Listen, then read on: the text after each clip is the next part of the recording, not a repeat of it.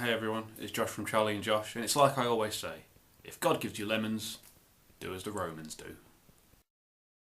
So as hopefully anyone with even the most basic knowledge of ancient history can tell you, the civilization with the newest technology often becomes the civilization with the most power. Like the United States was the first country to develop the atomic bomb, and the bombings of Hiroshima and Nagasaki was one of the main events that helped the Allied forces win the Second World War.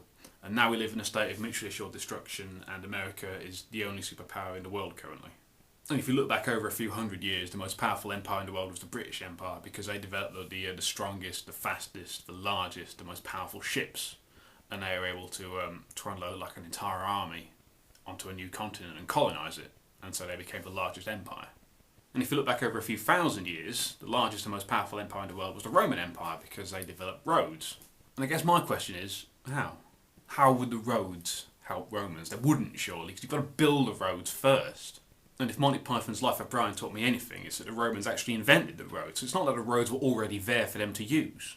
And if that's the case, then that must mean that they must have sent their workers and their engineers like on ahead of their armies to build the roads in front of them. I'd have thought the presence of some Roman workers or some Roman engineers digging up your land would have acted as something of a clue or a hint to the civilization that the Romans actually wanted to invade, that maybe they should, build up their town defences, like build a big city wall, or train some new soldiers, or at the very least evacuate.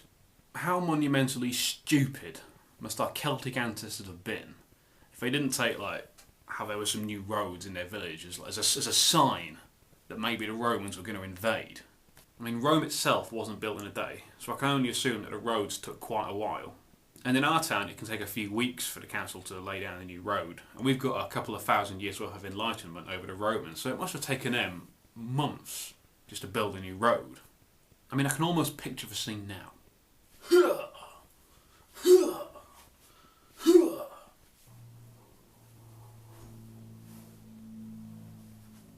Excuse me. Yes, mate? Would you mind if I just asked what it is that you're doing? What I'm doing? Yeah. What do you mean? Well, you're digging this massive trench in the middle of our village. It's very dangerous. I almost fell down on the way over here. All right. Well, we're building something called a road. Road, eh? Yeah. And what will this road be used for? Oh, it'll be a way of quickly transporting things like horses, goods, settlers, armies. Alright. Wait, did you say armies? No. Who did you say you were again? We're the Romans. Right, and why are you building this road? I'm kind of not allowed to tell you. Okay. But don't worry, in a couple of weeks' time, this will all make perfect sense. Alright then. Have a good day. Yeah, thanks so much. Same to you.